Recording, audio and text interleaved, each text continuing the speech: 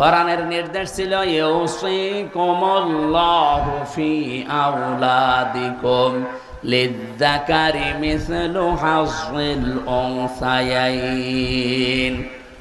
আমি আল্লাহ তোমাদেরকে উপদেশ দিলাম, নসিহত করলাম, আদেশ করলাম এইটা যে এক ছেলে সম্পদের যা পাবে দুই মেয়ে তাই পাবে।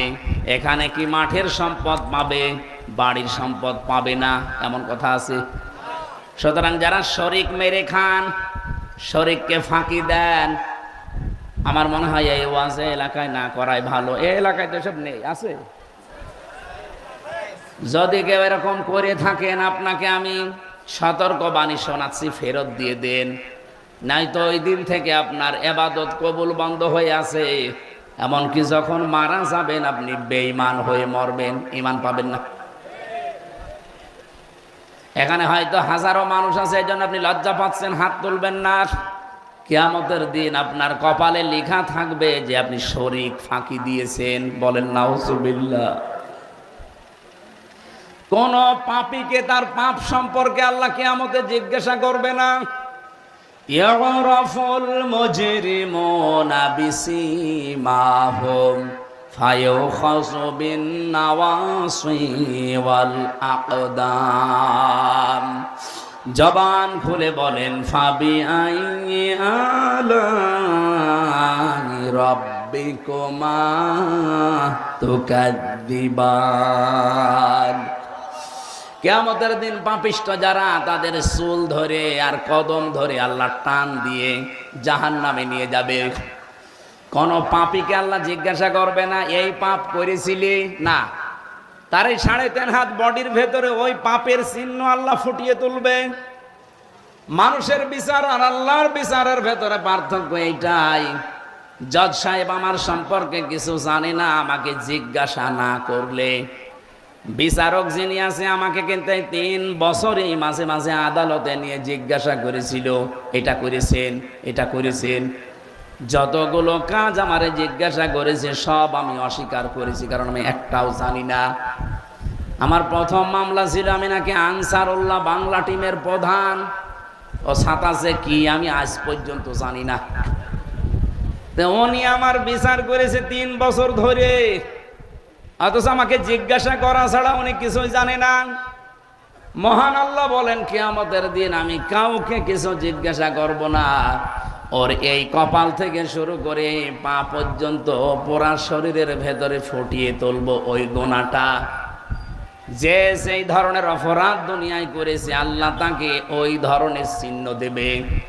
এই আয়াতের তাফসীর পড়তে গিয়ে আমি 10 রকমের আকৃতির কথা পেয়েছি।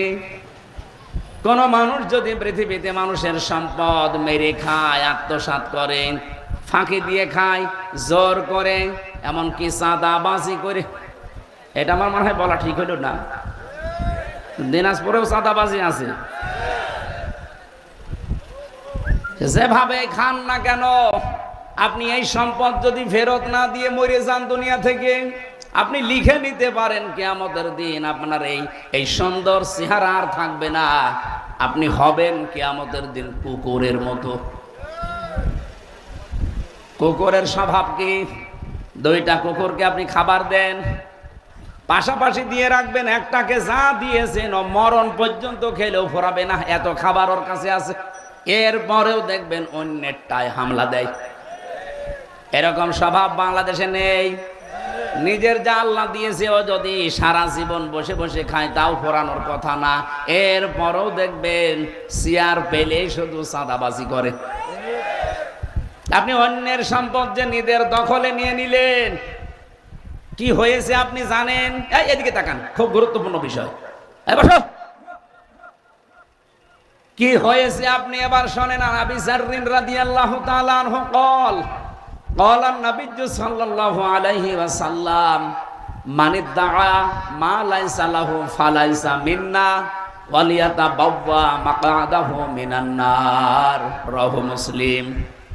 নবীজি বলেন, যেই জিনিস তোমার না ওই জিনিস যদি নিজের দখলে নিয়ে নাও, আবার বলছি, যেই জিনিস তোমার না ওইটা যদি নিজের দখলে নিয়ে নাও, সে যেভাবেই হোক, চুরি করি হোক, ডাকাতি করি হোক, প্রতারণা করি হোক, ছিনতাই করি হোক, চাঁদাবাজি করি হোক, যেভাবেই হোক যদি নিজের দখলে নিয়ে নাও, ওই দিন থেকে দুইটা শাস্তি তোমার জন্য নির্ধারিত। এক নম্বরে ফালাইসা মিন্না, ওই দিন থেকে তুমি আমার উম্মত থেকে খারিজ হয়ে গেছো। আমার তো মনে হয় বাংলাদেশে আগস্টের 5 তারিখের পর থেকে এই সেপ্টেম্বরের 13 তারিখ পর্যন্ত এই 1 বছর, এই 1.5 মাসের ভেতরে বহু মানুষ নবীর উম্মত থেকে বের হয়ে গেছে। এ জেলায় হয়তো কম, আমাদের কুষ্টিয়ায় বেশি। অনেকেই যা পেয়েছে বাবা শাহজালাল, সব হালাল। 2 নাম্বারটা আর একটু কঠিন, ওয়ালিয়াতাবাওয়া মাকাদাহু মিনান নার। নবীজি বলেন সে যেন জাহান্নামে নিজের একটা স্থান বরাদ্দ করে নিল। বলেন নাউজুবিল্লাহ। হাদিসের ইবারত পড়লে, ব্যাখ্যা পড়লে আমার কাছে ভয় হয়, বাংলাদেশে বহু মানুষ অলরেডি এই হাদিসের ভেতরে পড়ে গেছে। এবার আমি টিকা বলছি হাদিসের, এই এদিকে তাকান। অনেক মানুষের ভেতরে এই টেনশন ঢুকে গেল যে আমি নবীর উম্মত থেকেই বের হয়ে গেলাম। হ্যাঁ, এই যে কিছু মানুষ কিন্তু অনেকেই বলা আরম্ভ করেছে, যারা চাঁদাবাজিতে লিপ্ত, তারা বলেছে ইসলামী ব্যাংকও ছিনতাই হয়ে গেছে। না, এটা মিথ্যা কথা। কোন জিনিস যদি আপনার থাকে, সেটা হাতছাড়া হয়ে গিয়েছিল, আপনি আবার ওটা ফেরত পেয়েছেন, তাহলে এই হাদিসের শাস্তির আওতা মুক্ত থাকবেন আপনি। ইসলামী ব্যাংকে আপনার বাবার জাতেরটা তারা ফেরত পেয়েছে। কি কথা বললেন না কেন? যাদের রক্ত ঘাম পানি করা, মাথার ঘাম পায়ে ফেলে বানানো ব্যাংকটা তিল তিল করে তারা বানিয়েছিল, এই জালেমরা এগুলো কেড়ে নিয়েছিল, ছিনতাই করে নিয়েছিল, এখন তারা আবার ফেরত পেয়েছে। সুতরাং এই হাদিসের শাস্তির আওতা মুক্ত থাকবে তারা। কিন্তু আপনার নিজের তো না, আপনি জোর করে আর একজনের নিয়ে জিনিস নিয়ে চলে আসেন, কিয়ামতের দিন আপনার এই আকৃতির উপরে লিখে থাকবে আপনি চাঁদাবাজ, অথবা চেহারা এমন তৈরি করে দেবে যেই স্বভাব পৃথিবীর কোনো পশুর ভেতরে আছে। যেমন কুকুরের কথা বললাম, কিছু মানুষের আকার হবে সাপের মতো। সাপের কাজ কি? একটা মানুষকে সবল দেয়, লোকটা মরে যায়, সাপের কোনো লাভ হয়? বলেন বলেন। পৃথিবীতে বহু মানুষ এরকম আছে, ও সকাল থেকে ধান্দায় থাকে কার 12টা বাজাবো, কারে মিথ্যা মামলা দেব, কার বিরুদ্ধে মিথ্যা সাক্ষী জোগাড় করব, তার কাছ থেকে শুধু বেইটে খাবে। এরকম মানুষ নেই? আপনি যা করেছেন করেন, হয়তো সম্পদের পাহাড় বানাবেন মিথ্যা মামলা মিথ্যা সাক্ষী দিয়ে। এই যে আমার মিথ্যা মামলা আর 4 জন মিথ্যা সাক্ষী জোগাড় করে 32 লাখ টাকা আমার বাবার কাছ থেকে নিয়েছে। কিন্তু টাকা তো আপনি ভোগ করতে পারছেন না, এখন তো নিজেই পালিয়ে বেড়াচ্ছেন। অবৈধ ইনকাম যারা করে তারা পারবে না। সেদিন সিঙ্গাপুরে গিয়েছিলাম, যে হোটেলের নিচে নামলাম, নেমে দেখি আল্লাহর এক ওলি চা খাচ্ছে বসে বসে। কি এখানে কি? হুজুর আমরা আগেই পালিয়েছি। 3 তারিখে দেখলাম ভাব ভালো না, ওই রাতেই টিকিট কেটে চলে এসেছি। কেন আপনি হোটেলে আছেন এতদিন? কোথায় থাকবো? আপনার না 620টা বাড়ি, নাম শোনেননি লোকটার? ভূমি মন্ত্রী ছিল। 620টা বাড়ি তার, এই বাংলাদেশ আর বিশ্বের অন্যান্য দেশ মিলে। আল জাজিরা রিপোর্ট দিয়েছে 620টা বাড়ি তার।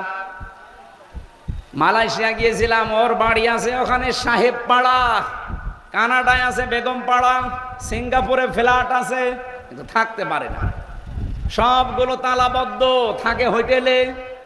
এখানে থাকেন কেন? 20 লাখ বাঙালি আছে মালয়েশিয়া। বাংলাদেশ থেকে আমি এসেছি, চুরি করে আসি, যদি আমারে দেখে পিটিয়ে ভর্তা বানিয়ে ফেলবে। এখানে আপনি আমার জন্য দোয়া করেন। আমি মুখের ওপরেই বললাম যে আপনার জন্য দোয়া আসবে। আপনার জন্য আমি যে দোয়া করবো, আপনি কি করেছেন যে আপনার জন্য আমার দোয়া আসবে? আমার বাবার একটা বাড়ি কুষ্টিয়াতে, তাই আমি থাকতে সময় পাইনি। বছরের প্রায় 6 মাস থাকি রাস্তায়, 3 মাস থাকি বাইরের দেশে, মাত্র 3 মাস বাড়ি থাকা হয়। আর আপনি এই ছোট্ট জীবনে 620টা বাড়ি বানিয়েছেন। আপনি মানুষ, হুজুর আর লজ্জা দিয়েন না। আপনাকে একটা গোপন কথা বলছি, ওই দিন থেকে আমি জানলাম যে বাংলাদেশে 100 টাকা বাজেট হয় একটা রাস্তার জন্য, ব্রিজের জন্য, মাত্র 3 টাকা খরচ হয়, আর 97 টাকা আল্লাহর ওলিরা খেয়ে ফেলে। এই ছিল দেশের অবস্থা। 100 টাকা খরচ করলে এই রাস্তাটা বানালে 100 বছর যাওয়ার কথা, 3 টাকা খরচ করলে কয়দিন যাবে? 3 মাসও যায় না। আগামী থেকে এইটা আর এই দেশে হবে না। আমিরে জামাতের ঘোষণা, এই দেশ থেকে যদি সত্যি ইসলাম জায়গা মতো যায়, আর জামাত ইসলামী থেকে যারা এমপি হবে, মন্ত্রী হবে, ওরা যা বাজেট পাবে আগে জনগণের কাছে এসে বলা লাগবে। বাংলাদেশের অন্য কোন দলের প্রধানকে এটা বলতে বলেন তো দেখি, বুকে সাহস থাকলে বলুক। এত ওপেন গ্যারান্টি দিয়েও যদি কারো মন না পাওয়া যায়, আমার মনে হয় জাতির কপালে আবার বারবার আগুন লাগবে যদি ভুল করেন। আপনারা সত্যি বলেন তো, আমরা নিজেদের স্বার্থে কি করছি? আরে ভাই, আমার বাবার, আমার নিজের যা আছে, আমার তাই উত্তপ্ত রাস্তায়, ঝামেলাপূর্ণ রাস্তায় না আসলেও হয়, কিন্তু আমি এসেছি, এবার দেখতে পাচ্ছি এই দেশে আমার দিন কায়েম করা লাগবে।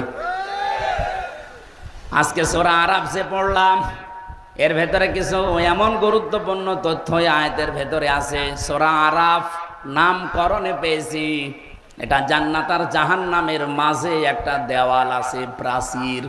ওখানে আল্লাহ কিছু মানুষকে বসিয়ে রাখবে, ওদেরকে আল্লাহ জান্নাতেও দেবে না, জাহান্নামেও দেবে না। সাহাবী প্রশ্ন করলেন, হুজুর ওরা জাহান্নামে যাবে না কেন?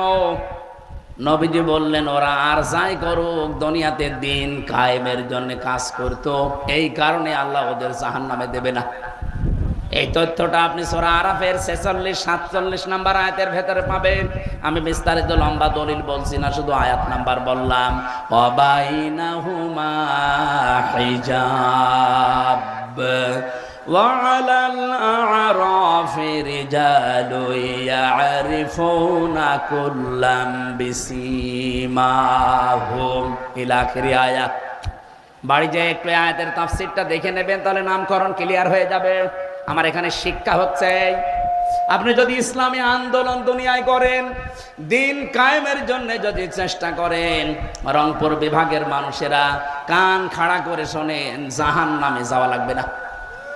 হ্যাঁ, আপনি জান্নাত পাবেন না, এটা ঠিক আছে, কিন্তু আপনাকে জাহান্নামে যাওয়া লাগবে না। প্রশ্ন আসতে পারে, জান্নাতেও যদি যেতে না পারি, তাহলে ওখানে দাঁড়িয়ে থেকে করবো কি? হ্যাঁ, আমি বলছি আপনাকে জাহান্নামে তো অন্তত যাওয়া লাগছে না। আপনি জানেন জাহান্নামের শাস্তি 1 সেকেন্ডও সহ্য করার মতো না। দুনিয়ার আগুন তো যেখানে লাগে দেখি ওই জায়গায় চামড়া পুড়ে যায়। রব্বুল আলামিন বলেন, জাহান্নামের আগুন এত উত্তপ্ত হয়ে গেছে, ওটা যেখানেই লাগবে আগে কলিজা পুড়ে যাবে। এই জন্য জাহান্নামে যেহেতু যাওয়া লাগবে না, কে কোন মতে আছেন, দলে আছেন, কোন ধান্দায় আছেন, সব বাদ দেন। জাহান্নাম থেকে মুক্তি পেতে হলে এই বাংলাদেশে এখন দিন কায়েমের আন্দোলনে থাকা লাগবে। হ্যাঁ, শুধু ঠিক বললেই হবে না। আল্লাহ পাক বলেন, আল্লাহু ইয়াজতাবি ইলাইহি মাইয়াশা ওয়া ইয়াহদি ইলাইহি মাইয়ুনিব। সূরা শূরার 13 নম্বর আয়াতের শেষের অংশ এটা। আমি আল্লাহ যাকে নির্বাচিত করি, পছন্দ করি, মনোনীত করি, আমি যাকে ভালোবাসি, আল্লাহ পাক বলেন যে লোকটা মন থেকে আমার দিকে ফিরে আসতে চাই, এই মানুষটাকে আমি দিন কায়েমের জন্য নির্বাচিত করে কাজে লাগিয়ে দেই। এই বাংলাদেশ এখন 18 কোটি মানুষ, আমরা মাত্র 7 কোটি 20 লাখ। একটা জরিপ পেলাম 1 তারিখে, 7 কোটি 20 লাখ মানুষ এখন এই বাংলাদেশে বলছে যে আমরা এই দেশে আল্লাহর দিন কায়েম করতে চাই।